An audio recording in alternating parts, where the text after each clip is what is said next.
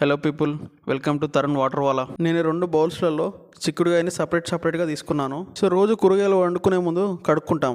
But నిజంగానే మరి కడుక్కుంటే రైతు కొట్టిన పెస్టిసైడ్స్ పోతున్నాయా, లేదంటే ఏ వాటర్తో కడిగితే పోతుంటాయి, నార్మల్ వాటర్తో పోతాయా లేదా చూద్దాం. సో ఒక దాంట్లో నార్మల్ ట్యాప్ వాటర్ పట్టాను, ఇంకో దాంట్లో కెంగన్ వాటర్ మిషన్లో నుంచి వచ్చి 11.5 pH వాటర్ పడుతున్నాను. సో ఒక బౌల్లోనేమో కెంగన్ వాటర్, ఇంకో బౌల్లోనేమో నార్మల్ ట్యాప్ వాటర్. సో రెండింటిని బాగా వాష్ చేస్తున్నాను. సో రెండింటిని బాగా వాష్ చేసిన తర్వాత ఆ తేడా చూస్తే క్లియర్గా కనిపిస్తుంది. నార్మల్ వాటర్నేమో వాటర్ అలానే క్లియర్గా ఉన్నాయి. సో ఆ వాటర్ కూడా ఆరెంజ్గా మారిపోయింది. మీరు నార్మల్ వాటర్లో ఎంత వాష్ చేసుకున్నా కానీ వెజిటేబుల్స్ పైన ఉన్న పెస్టిసైడ్స్ మాత్రం అస్సలు పోదు. ఓన్లీ కెంగన్ వాటర్ మిషన్ నుంచి వచ్చే 11.5 pH వాటర్తోనే పెస్టిసైడ్స్ అంతా రిమూవ్ అవుతుంది. అది మనం ఇక్కడ క్లియర్గా చూడొచ్చు. కష్టపడి సంపాదించిన డబ్బుల్ని ఇలా పెస్టిసైడ్స్ కొట్టిన ఫుడ్స్ తిని హాస్పిటల్ పాలు కాకండి.